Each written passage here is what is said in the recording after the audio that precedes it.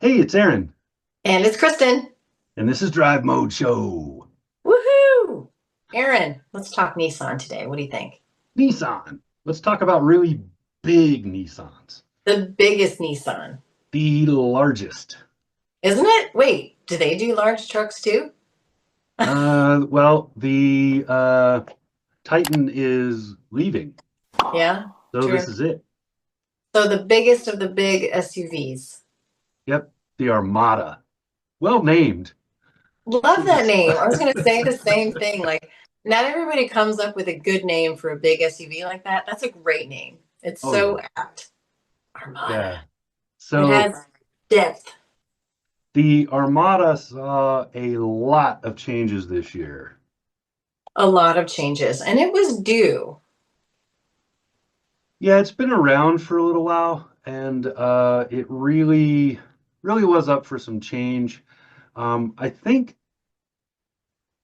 let's see, the engine's changed, the design has changed, For sure. the New interior audio, has changed, basically interior, everything. everything. Everything. It's really good. And one of the things I want to point out about the new Armada is the camera system. They had us drive it blindfolded, which basically they put like a cloth over the windshield and had us use the cameras to navigate a couple of obstacles, like drive through a couple of hay bales, go over a virtual bridge. It was just like they had a telephone pole in the ground. And it was cool. Like you can really do well with those cameras. That's pretty cool. I drove the Pro 4X model, Mhm. and I think it was great. I wouldn't consider it a serious off-roader, but it is a get you there off-roader. So if you need to, if it's like here in Wyoming, there's lakes that are easy to get to. You can drive on a paved road and a curated dirt road, and you're at the lake. But then there's lakes beyond that where all the good fishing is, where you do need 4x4 to get there. And you may or may not be able to pull it off with your Subaru. So this is actual 4x4 roads. And the Armada had no issues with that. It's just not a Moab runner. So don't take it to Moab and think you're going to be able to do a bunch of stuff because that's not what it's made for in the Pro 4X model. And so I really liked that because in the past, the Armada has always been an okay get there machine, but the four wheel drive really wasn't off road. Um, it was more of a we have a big truck, so it needs to have 4x4 kind of a feel. And now it has an actual off road package that's really serious, like usable. And then the other big change is the engine. It went from a V8 to a V6. What do you think about that? I think a lot of manufacturers are doing that for various reasons, and people have been so worried about it. But I think that Nissan did it really well. I've always thought of the Armada as a very capable 4x4 vehicle, but I also think you're right. They've enhanced it so that it's even more capable now. That and its sister vehicle, the QX80 by Infinity, they're very similarly done, and they both have, I think, comparable specs for off-roading. You could definitely go camping. You can tow. I can't remember the tow capacity, but it's decent. It's at least 6,000 pounds, 8,500 pounds. 8,500 pounds. Yeah, you can tow a good size camper with that, or a Mhm. boat, or jet skis, or whatever whatever floats your boat. Yeah. On the engine change, so I like a V8 because it has a nice, predictable, easy power curve. Standard V6, same thing, a naturally aspirated V6. Has a nice, predictable power curve, so you know what's going to happen and you can feel it happening. But the replacement they gave here is a Turbo 6. So, I mean, Ford, Toyota, everybody's already has done this because it's where we're going. Efficiency is way more important than how the engine sounds, right? That's the world we live in. And but this Turbo 6 is putting out more horsepower and more torque. than the V8 did. And it's mated to a really, really well done 9 speed automatic. So the gearing is really what makes or breaks a turbo engine. And if you don't gear it right, it will not be good, right? It'll be jumpy, it won't feel right. It'll always feel like it's either not enough or too much. It will never be just right. But if you give enough gears, if you tune those gears, you give them the right ratios, uh, you end up with a really good power plant. And Nissan pulled that off here. They did a really good job. I was waiting for disappointment and never felt it. I agree with that as well. When I tested it in Tennessee, Nissan had us drive on a heavily articulated area. We drove over a rock bed. We drove it in the mud, and I never felt that it wasn't going to cut it. It Mhm. had plenty of capability, and the turbo boost really bridges that gap, any lag that the engine might have. So I never had a problem getting over any of the obstacles it set out for us. And it felt very confident. So that's important when you're going off road at all. I would say 90, high 90% of people aren't ever going to take it off road. They're going to take it to the grocery store. They're going to take it to school. And this is a great carpooling video, especially if you have that upgraded Klipsch audio in there. That is fantastic. Yes. Um, the QX80 has the same powertrain and has a different feel to it. So my only complaint with the QX80 is that it was a little bit louder than I expect a luxury vehicle to be. And some of that is the powertrain. Um, and I think that over time, that's going to get fixed. I think Infinity, they're not, they're really good at making luxury vehicles. So they'll figure that out pretty quick.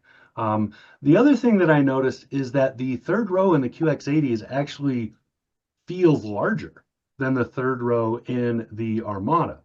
And Really? I could not put my finger on why. I don't know if it's a difference in seat bolstering or a difference in maybe the placement is slightly different or what. But for some reason, when I climb into the third row, which is already, I mean, there's a lot of yoga involved when I try to get into a third row of a I vehicle. think we need a video of that. I purposefully do not video this stuff. But I had a much easier time getting into and sitting in the third row of the QX80. And again, I have no idea why. I can't put my finger on why that is. It could have just been the slight difference in how the rows are laid out. In the QX80, you have a different center console between the second row seats versus what you have in the Armada. And so it could have been just something as simple as that. I don't know. But the Armada's third row isn't bad. It's actually pretty good, especially when you get into these large SUVs, unless they have the extended wheelbase version, they're usually the third row is highly disappointing as far as adult use. You usually expect a little more than what they have. But the Armada did not disappoint. It was good back there. I wouldn't want to spend a ton of time back there as somebody who's my size, but my teenagers had no issues with the back row, and it was easy. The cargo space was great. The QX80 has this weird cargo organization thing that is sort of helpful, but not always. And there's nowhere to put it if you have to take it out other than in your garage, which I thought was a little bit of an oversight on that. But with the Armada, you have more than you would expect for storage back there with the third row up, and tons of it with the third row down. Like New York City apartment space back there. Yeah, and this is now Nissan's only three-row vehicle. Now that the Murano is a five-passenger vehicle, and of course the Rogue. Both are really good SUVs too. My sister has a Rogue, and then 2 years later, her husband bought a new Rogue. So now there's two Rogues in their garage, and they love them. They're just the right size for people who have either small children, or in their case, their children are grown. So it's great for them. Well, you still have the Pathfinder as an option. All right, fair. How'd I forget about the And path? it's slightly larger than the Rogue, but not quite the same size as the Murano. And it has a third row it's children only, like Yeah, it's most very vehicles tiny. in that category. Um, and it's not truck based. It is a crossover SUV, so it is a unibody vehicle. But I really like the Pathfinder. I like once you get past the path, like for us, we have memories of the Pathfinder of the 90s where it was the must-have off-road SUV, right? It was the Pathfinder and the Forerunner, and if you weren't required to have a Bronco, those were the ones you were looking at. And Yeah, it's so it's different. not that anymore. It's totally different now. It is a family vehicle, but it's a good option if you need an occasional third row and you don't want a giant truck. Agreed. Yeah, and somehow I just forgot about the Pathfinder because I've had the Rogue and the Murano so recently, and the Murano's the newest one, along with the new Right. Armada. So the Pathfinder's a couple of years old now, but you know what I love about the Pathfinder? It has like 17 cup holders. Yeah.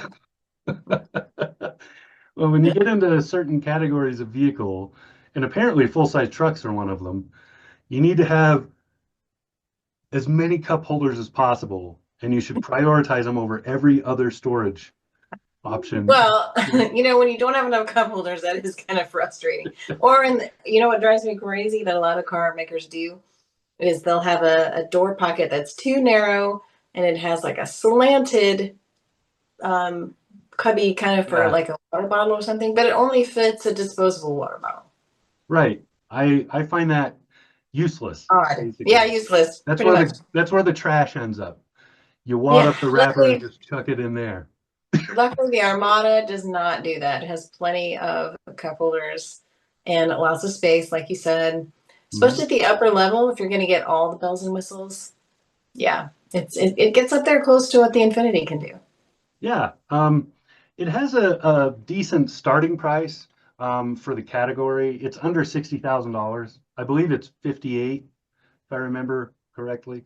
It's but really somebody who's actually buying this, like, because the base model, nobody buys base models. Not once you get into this kind of category. Um, you're probably going to spend somewhere in the 65 to 70 range on this. And that's, mid-level, decent setup with most of the good bells and whistles. I don't remember all the packaging details, but I do know that the second level SL has a like 8 or 10 speaker stereo, which is more. The base model has like a 6, so like you're just going to be Right. basically listening to a tin cup the whole time. So you kind of need to move up. No bueno. Yeah, I would definitely recommend the new Armada. I think it's very good. I think if you want the luxury, you've got to go up to the Infinity. But Nissan does a really good job of making this a nice mid-level SUV with enough room still in the third row. Yeah, it's very well done and highly competitive. If you're looking at, like a Tahoe or something like that, you really should be cross shopping, because uh, I believe that Nissan still has the best warranty in this category. I think it's still 5 years. I have to look that up, and I'll put it on the screen if it's different. But um, that's a selling point. And then right now, this is the newest in this category, but it's just really well done. If you need to tow and you need to haul a bunch of people, and you need to get around and have the versatility to do a lot of truck stuff, but you don't want a pickup truck, this is the category you're looking at. And the Armada really hit that nail right on the head with what people looking at this will want. Well said. I concur. All right. Well, that's it. This is Aaron, This is Kristen. and this is Drive Mode Show. Subscribe. We'll see you soon. Get you on the next one.